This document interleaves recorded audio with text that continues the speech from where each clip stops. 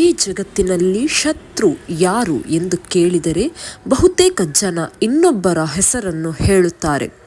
ಆದರೆ ನಿಜವಾದ ಶತ್ರು ನಮ್ಮೊಳಗೇ ಇದ್ದಾನೆ. ಅವನು ಮಾತಾಡಲ್ಲ, ಕೂಗಾಡಲ್ಲ, ಆದರೆ ಮನಸ್ಸನ್ನು ಮೌನವಾಗಿ ನಾಶ ಮಾಡುತ್ತಾನೆ.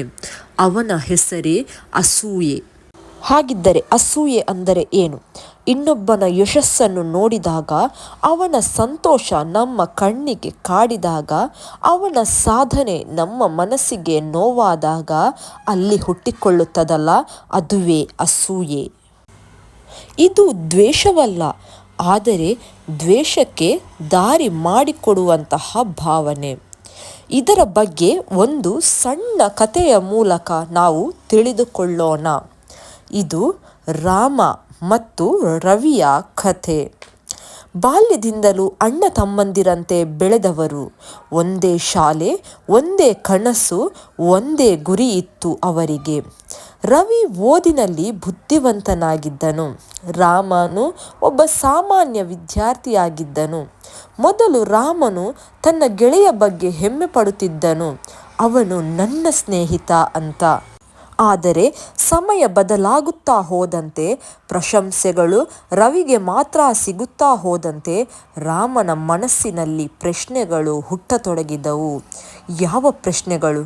ನಾನು ಏನು ಅವನಿಗಿಂತ ಕಡಿಮೆ ಇದ್ದೇನೆಯೇ? ಅವನಿಗೆ ಮಾತ್ರ ಏಕೆ ಪ್ರಶಂಸೆಗಳು? ಈ ರೀತಿಯ ಅಸೂಯೆ ನಿಧಾನವಾಗಿ ರಾಮನ ಮನಸ್ಸಿಗೆ ಕಾಲಿಟ್ಟಿತು. ಅಸೂಯೆಯು ಮೊದಲು ಮೌನವಾಗಿರುತ್ತದೆ, ನಂತರ ಅದು ಮಾತನಾಡತೊಡಗುತ್ತದೆ. ಅವನನ್ನು ಕೆಳಗಿಳಿಯದೆ ನೀನು ಮೇಲೆ ಹೋಗಲು ಸಾಧ್ಯವಿಲ್ಲ.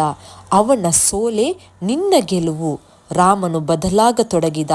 ಸ್ನೇಹದಲ್ಲಿ ನಗು ಕಡಿಮೆಯಾಯಿತು, ಮನಸ್ಸಿನಲ್ಲಿ ಸ್ಪರ್ಧೆ ಹೆಚ್ಚಾಯಿತು. ಒಂದು ದಿನ ರವಿಯ ಒಂದು ಸಣ್ಣ ತಪ್ಪನ್ನು ರಾಮನು ಎಲ್ಲರ ಮುಂದೆ ದೊಡ್ಡದಾಗಿ ಹೇಳಿಬಿಟ್ಟ.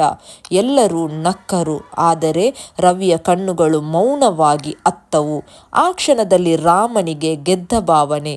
ಆದರೆ ಆ ರಾತ್ರಿ ನಿದ್ರೆಯೇ ಬರಲಿಲ್ಲ ಅವನಿಗೆ. ಕನ್ನಡಿಯ ಮುಂದೆ ನಿಂತಾಗ ರಾಮನಿಗೆ ಒಬ್ಬ ಶತ್ರುವಿನ ಮುಖ ಕಾಣಿಸಿತು. ಆ ಮುಖ ರವಿಯದು ಅಲ್ಲ, ಆ ಮುಖ ರಾಮನದ್ದೇ. ಅಸೂಯೆಯಿಂದ ತುಂಬಿದಂತಹ ಅವನ ಮುಖ.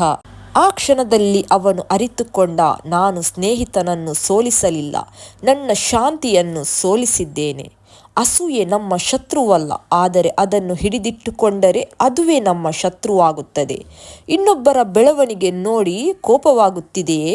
ಅದು ಅಸೂಯೆಯಲ್ಲ, ನಿನ್ನೊಳಗಿನ ಸಾಧ್ಯತೆಯ ಸಂಕೇತ. ಹೋಲಿಕೆ ಮಾಡಿಕೊಳ್ಳಬೇಡಿ, ಬೆಳವಣಿಗೆ ನೋಡಿಕೊಳ್ಳಿ. ಯಾರನ್ನಾದರೂ ಕೆಳಗಿಳಿಸುವ ಮೊದಲು ನೆನಪಿಟ್ಟುಕೊಳ್ಳಿ, ನಾವು ಕೆಳಗೆ ಬೀಳೋದು ನಮ್ಮ ಮನಸ್ಸಲ್ಲೇ. ಅಸೂಯೆ ನಿಯಂತ್ರಿಸಿದರೆ ಜೀವನ ಸುಂದರ, ಅಸೂಯೆಗೆ ಒಳಗಾದರೆ ಜೀವನ ಅಂಧಕಾರ. ಈ ಕಥೆಯು ನಿಮಗೆ ಇಷ್ಟವಾದರೆ ನನ್ನ ಚಾನೆಲನ್ನು ದಯವಿಟ್ಟು ಸಬ್ಸ್ಕ್ರೈಬ್ ಮಾಡಿ, ಲೈಕ್ ಮಾಡಿ ಮತ್ತು ಶೇರ್ ಮಾಡಿ. ಧನ್ಯವಾದ.